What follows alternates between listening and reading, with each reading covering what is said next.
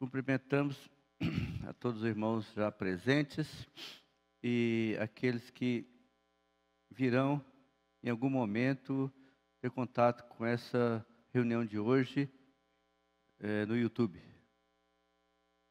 O intuito de hoje à noite é nos introduzir nas palavras que têm chegado a nós através da palavra profética expressa no elemento diário e na experiência de cada um de nós no nosso dia a dia. Nós estamos iniciando um novo ciclo, né? E essa palavra de hoje, a primeira desse fascículo, é relacionada com a festa dos tabernáculos. Os judeus, eles tinham um costume ou um hábito de viver festejando. Eles tinham 7 festas, digamos, oficiais ao longo do ano. E cada festa demorava pelo menos uma semana. Algumas estendiam mais do que 7 dias. Então, pensando que naquela época não tinha férias oficiais, não tinha nada disso, a gente sabe que o festejar deles era um abrir mão das suas atividades laborais do dia a dia para subir e festejar o Senhor. Pense bem, irmãos. Muitos de nós, às vezes, ficamos presos nas nossas atividades e nos vemos nos direitos, às vezes, de faltar às reuniões por causa de uma atividade qualquer, ou não ir na conferência por causa de uma atividade alguma, ou qualquer que seja a coisa, a razão de nos impedir de festejar. Eles festejavam pelo menos 7 vezes ao ano. A festa última do ciclo deles era a festa dos tabernáculos. Ou também a festa da colheita. Nesse momento, a festa da colheita era o seguinte: o cultivo já estava maduro, os frutos já estavam maduros na hora de colher, eles colhiam e agora desfrutavam na plenitude daquilo que houvera sido colhido em fartura. E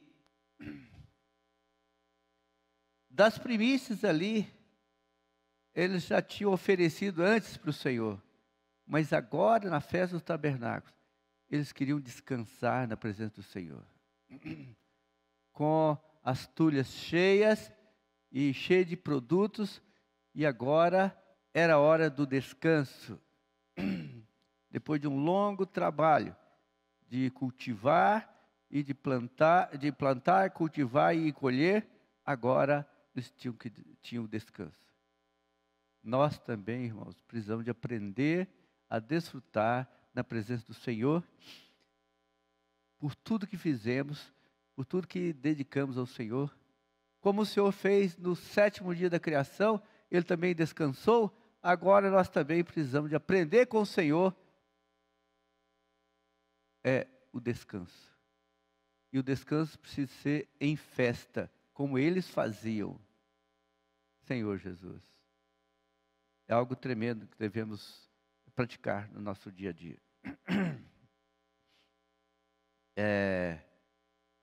Na verdade, essa mensagem ela começaria mesmo com a reedificação dos muros de Jerusalém. Mas veja só, irmãos, depois de tantos anos na Babilônia, cativos, servindo ali, através de um decreto do rei Ciro, os judeus foram liberados para voltar a Jerusalém, a terra da promessa, e foram até encorajados por um decreto de Ciro a reerguer o templo que havia sido destruído 70 anos antes. E aquilo foi uma experiência tremenda para eles. 50.000 dos judeus que estavam na Babilônia, já acostumados ali, voltaram por causa de um decreto do rei Ciro. E voltaram para um lugar desolado, onde tudo que havia de importante havia sido destruído. O templo, a cidade e os muros. 50.000 deles voltaram para Jerusalém para reedificar a cidade, para reedificar o templo, a cidade e os muros. Em Neemias 2:17, pode projetar aí. Então lhes disse: estáis vendo a miséria em que estamos? Jerusalém assolada, Jerusalém assolada e as suas portas queimadas. Vinde, pois, reedifiquemos os muros de Jerusalém e deixamos de ser opróbrio. Terra arrasada, terra arrasada. Mas 50.000 sentiu no desejo e dever de voltar para reedificar esse lugar. O templo, a cidade e os muros. Esdras 1, de 1 a 3. Eu tenho que ser rápido, irmãos, porque o maior tempo é para todos nós compartilharmos em pequenos grupos todos esses 7 dias, tá? Então, no primeiro ano de Ciro, rei da Pérsia, para que se cumprisse a palavra do Senhor, por boca de Jeremias, despertou o Senhor o espírito de Ciro, rei da Pérsia, o qual fez passar pregão por todo o seu reino, como também por escrito, dizendo, próximo, assim diz Ciro, rei da Pérsia, o Senhor, Deus dos céus, me deu todos os reinos da terra e me encarregou de lhe edificar uma casa em Jerusalém. Até o Ciro, rei não judeu, sentiu que Deus havia comissionado a ele para reedificar ali. 3. Quem dentre vós é de todo o seu povo? Olha, o reino persa, medo-persa no início, ele era muito amplo. E os judeus disseminaram por todo o reino. Mas Ciro passou um pregão. Não era só na capital, não. Onde tivesse judeus, ele passou um pregão para encorajá-los a voltar. Quem dentre vós é de todo o seu povo, seja Deus com ele, e suba a Jerusalém de Judá, e edifique a casa do Senhor, Deus de Israel. Ele é o Deus que habita em Jerusalém. Capítulo 3, versículo 1 e 2. Em chegando o 7º mês, e estando os filhos de Israel já nas cidades, ajuntou-se o povo como um só homem em Jerusalém. Puxa vida. Versículo 2, levantou-se Jesua, filho de Josadaque, e seus irmãos sacerdotes, e Zorobabel, filho de Sealtiel, e seus irmãos, e edificaram um altar do Senhor Deus de Israel, para sobre ele oferecer o holocausto, como está escrito na lei de Moisés, homem de Deus. Primeira coisa foi um altar. Depois começaram os trabalhos de reedificação do templo e posteriormente, e posteriormente a cidade e os muros. Então, esse sentimento surgiu entre eles, irmãos, e o sentimento foi de apressadamente, ainda que levou um tempo enorme, porque era muita obra, eles reedificaram o templo, reedificaram a cidade e os muros. Qual o significado e o sentido de reedificar o templo? Porque o templo reunia o povo de Deus. E a cidade de Jerusalém, onde o povo habitava. E os muros? Por que os muros?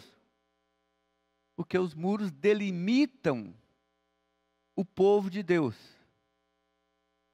O templo é o local onde o povo desfrutava das festas e de tudo que relacionava com Deus. A cidade onde habitavam e os muros delimitavam a área onde Deus guardava o seu povo. tempos de hoje. Os muros obedecem a palavra profética que delimita onde o povo de Deus deve estar. Se o povo de Deus, se alguém estiver, se alguns de nós, porventura, estiver além dos muros, além do alcance da palavra profética, seguramente não estamos delimitados pelo que Deus colocou para nós. Isso é muito importante.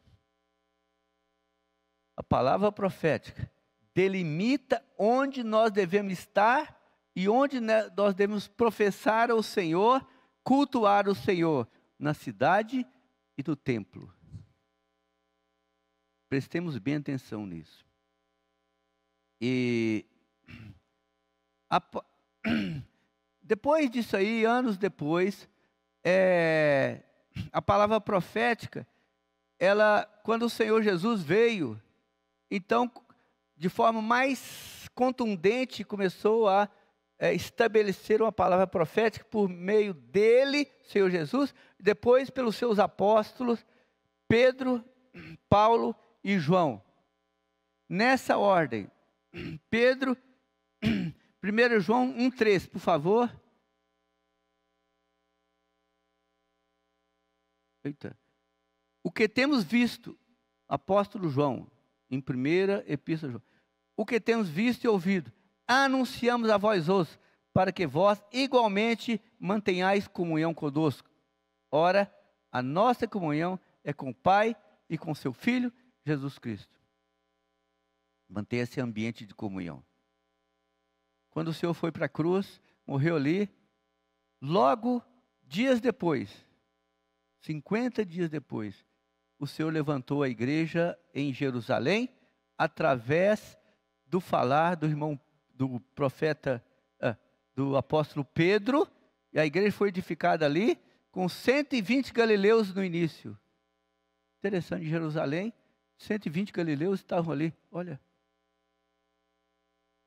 Pois é, não eram de Judá, eram galileus. Ok. Pedro sustentou o ministério, o apostolado do Senhor dessa terra por um tempo. Não muito tempo depois,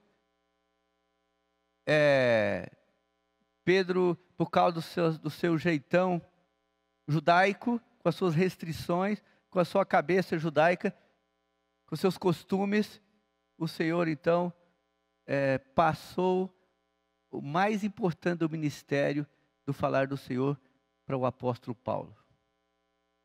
Cabeça dura do Pedro, seus costumes judaicos, ainda que ele tivesse pregado para os judeus em Jerusalém e também na casa de Cornélio, mas depois, irmãos, envelheceu. Ele não se aferrou nas coisas judaicas. O Senhor teve que entregar o ministério, o apostolado principal para o apóstolo Paulo. Em Antioquia, o apóstolo Paulo começou o seu apostolado e espalhou a palavra profética, a palavra de Deus por toda a Ásia Menor, pela Europa, e aí expandiu a palavra de Deus. E eu não posso me delongar nisso aqui, mas o apóstolo Paulo não só pregava para os judeus, mas também especialmente para os gentios. Daí a palavra profética alcançou os judeus e alcançou os gentios, para que dos dois fosse feito um único homem, o homem espiritual, o homem de Deus, a despeito das raças e costumes diferentes. Mais tarde, então, o Senhor, já no ocaso do apostolado de Paulo, o Senhor levantou o apóstolo João. Esses dois primeiros já tinham passado. Agora, o Senhor levantou João, já mais idoso, mas mais experiente, e João começou a fazer o apostolado de tessitura da comunhão entre os irmãos, do amor para com os irmãos, do cuidado para com os irmãos, e já algo mais relacionado com a palavra viva de Deus no meio do povo de Deus. Então, Atos 1,15, citar uns versículos para confirmar isso aqui. Atos 1,15. Eu estava na cidade de Jope, isso aqui, Pedro, orando, e num êxtase tive uma visão em que, naqueles dias levantou-se Pedro no meio dos irmãos, ora, compunha essa assembleia de uns 120 pessoas, e disse, ok, agora então, vamos para Atos 2:1-5. Atos 2:1-5. E ao cumprir-se o dia de Pentecostes, eu já falei sobre isso. Vamos para Atos 2:41. Então, os que lhe aceitaram a palavra foram batizados, havendo um acréscimo naquele dia de quase 3.000 pessoas. Em outra reunião em que o apóstolo Pedro falava, quase 3.000 pessoas. Vamos ler Gálatas 1, de 6-8. Admira-me que estáis passando tão depressa daquele que vos chamou na graça de Cristo para outro evangelho. Aqui ainda não tinha chegado João ainda. Paulo estava ali pregando a palavra para judeus, mas também especialmente para gentios. Mas não muitos anos depois, Paulo se depara com uma situação inusitada. Ele trazia o evangelho da graça, o evangelho da vida para as pessoas, mas não muito tempo depois. Cadê? 6 ainda. Ele estava admirado, e nos admira também, que tão depressa, está passando tão depressa daquele que vos chamou na graça de Cristo para outro evangelho. Versículo 7, o qual não é outro, senão que há alguns que vos perturbam e querem perverter o evangelho de Deus. Esses dias mesmo, eu vi irmãos que já, uma irmã que já entrou, reuniu conosco, provocando algo que fora visto por mim, como alguém que estava querendo perverter o evangelho de Cristo. Tão rapidamente.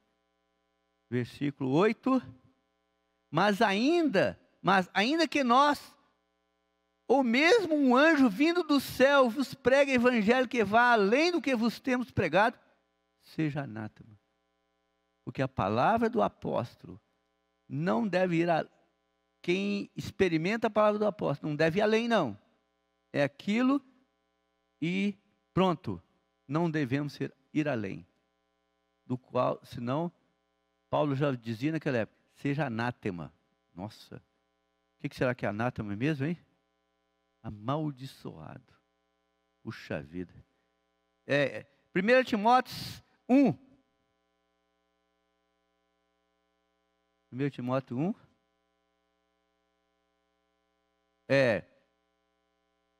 Não, 1, 3 e 4, tá? Desculpa aí.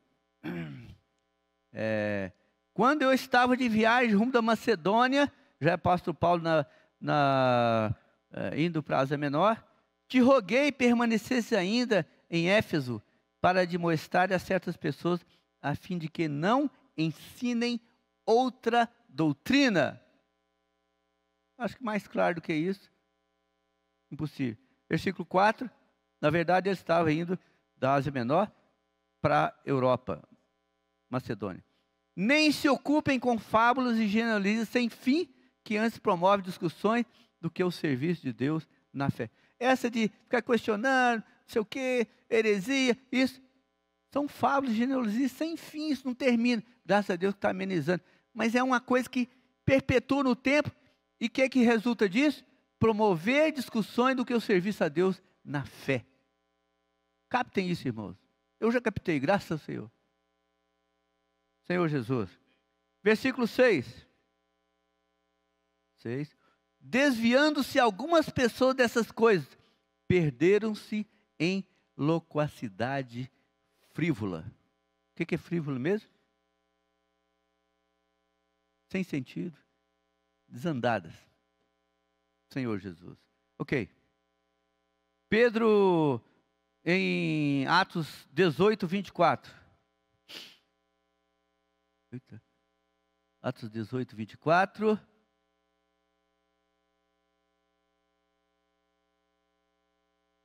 Atos 18, 24. Nesse meio tempo, chegou a Éfeso um judeu natural de Alexandria, chamado Apolo, homem eloquente e poderoso nas Escrituras.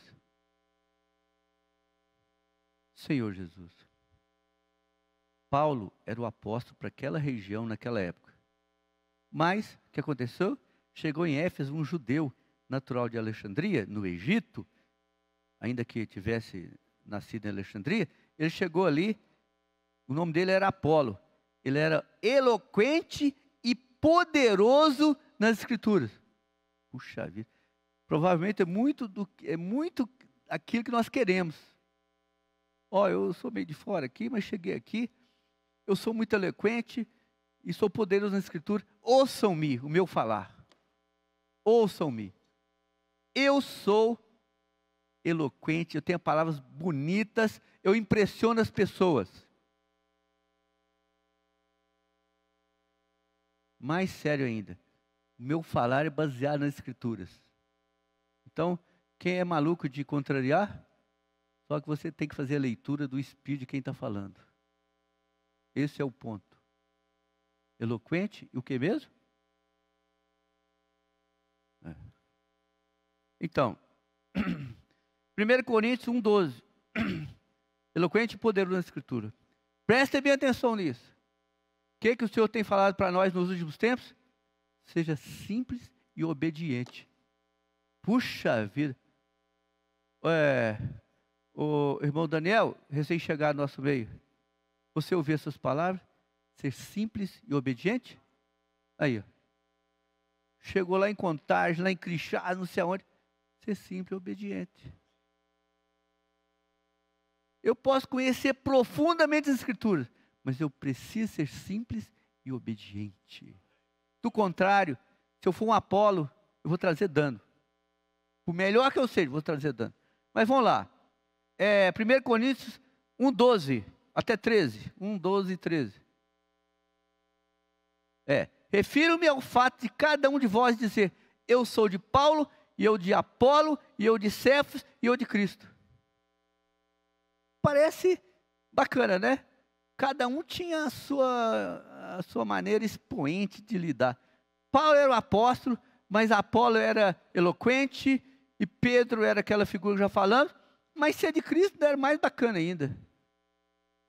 13. Acaso Cristo está dividido? Foi Paulo crucificado em favor de vós, ou fostes, porventura, batizado em nome de Paulo? Então não é em homem que nós devemos estar apegados. Ok. Capítulo 4, versículo 6 de 1 Coríntios. Estas coisas, irmãos, apliquei-as figuradamente em mim mesmo e a Apolo por vossa causa, para que por nosso exemplo aprendais isto: não ultrapasseis o que está escrito, a fim de que ninguém se ensoberbeça a favor de um em detrimento de outro. Quem lê, entenda. Ok. Primeira Epístola de João, capítulo 1, versículo 1 a 3. Aqui já está falando do ministério de João. O que era desde o princípio, o que temos ouvido, o que temos visto com os nossos próprios olhos, o que contemplamos e as nossas mãos apalparam com respeito ao verbo da vida. Versículo seguinte, 2. E a vida se manifestou, e nós a temos visto, e delas damos testemunho, e vô-la anunciamos, a vida eterna, a qual estava com o Pai, e nos foi manifestada. Olha, maravilha que Pedro transmitia a palavra para nós. E versículo 3, e o que temos visto e ouvido, anunciamos a vós outros, para que vós igualmente mantenhais comunhão conosco. Ele era o apóstolo. Mantenhais comunhão conosco. Ora, a nossa comunhão é com o Pai e com seu Filho, Jesus Cristo. Vocês viram alguma arrogância no coração do João? Não tem. Porque a comunhão era em quê? É no Pai, no Filho e Jesus Cristo. Simples. Obediência e simplicidade. Ok? 3 João 9:10. Escrevi alguma coisa à igreja, mas Diótrefes, que gosta de exercer a primazia entre eles, não nos dá acolhida. Meu Deus do céu! Tem essas figuras, irmãos. Tem essas figuras. Tem Diótrefes. Ok. Versículo seguinte, 10. Por isso, se eu for aí, o João falando, far-lhe-ei lembrar das obras que ele pratica, porque tem que expor. O apóstolo tem que expor essa situação. Lembrar das coisas que ele pratica, proferindo contra nós, contra o apóstolo,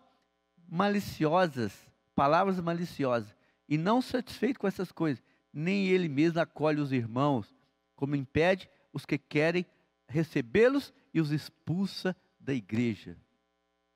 Senhor Jesus, preciso falar alguma coisa a mais? Também, a história da igreja, desde o princípio, desde Jerusalém, quando no 50º dia após a morte do Senhor, o Espírito veio e estabeleceu a igreja. Já falei, entre aqueles 120 galileus. Ali, Pedro estava ali cooperando para estabelecer a igreja.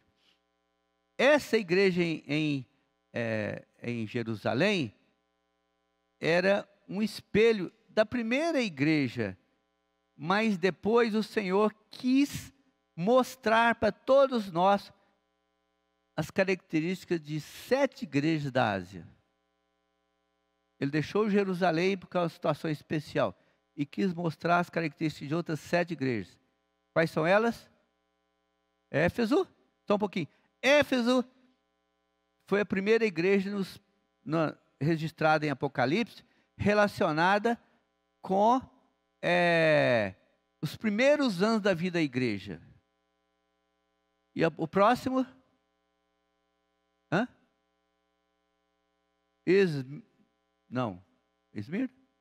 Esmirna, a igreja do sofrimento.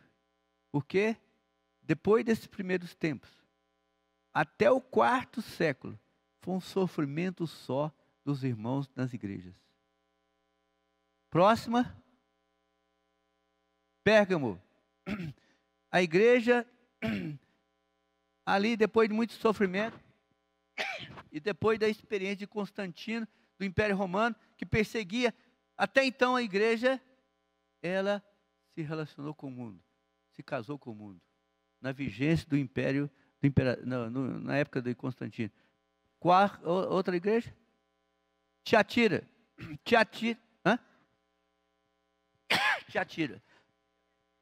Tiatira experimentou mais degradação.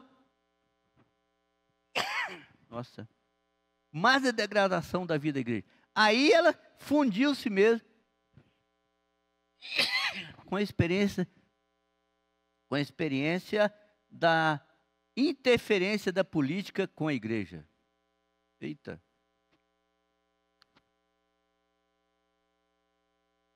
Aí, de fato, ela se casou com a política do Império Romano. Mas em algum momento, o Senhor teve misericórdia da igreja. Já na Idade Média, o Senhor começou pelo sofrimento dos santos. Muitos que foram oprimidos, foram mortos, sacrificados, aprisionados. Por causa do nome do Senhor, o Senhor teve misericórdia e começou a cuidar da igreja novamente. Daí surgiu qual? Sardes. O Senhor começou a restabelecer as verdades. Porque até então a Bíblia fora fechada. Ninguém podia ler. Fora fechada. Em Sardes, tipo da igreja, o Senhor começou a abrir as verdades da Bíblia. Novamente. Isso já foi com quem? Lutero. Mas os costumes ainda impediram que a igreja pudesse avançar. As verdades foram trazida à tona. Mas a igreja não pôde avançar a despeito já um pouco de revelação das verdades. Próxima igreja qual é?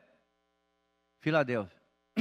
Você se sente hoje vivendo a realidade da vida da igreja em Filadélfia? Pois é. Hoje, as verdades estão estabelecidas. O templo está reconstruído. O templo é o Senhor vivendo no meio de nós. A cidade está reconstruída e os muros estabelecidos pela palavra profética, cercando a cidade, cercando a igreja. Ok. Então, Senhor Jesus, eu acho que eu vou interromper por aqui. Tem muito mais coisa a ser falada, mas cada um de nós podemos, nos grupos pequenos que vamos constituir agora, desfrutar mais ainda aquilo que foi falado, com a sua experiência de ler o alimento diário, e também as próximas etapas dessa semana no alimento diário. Então, eu queria ressaltar o seguinte: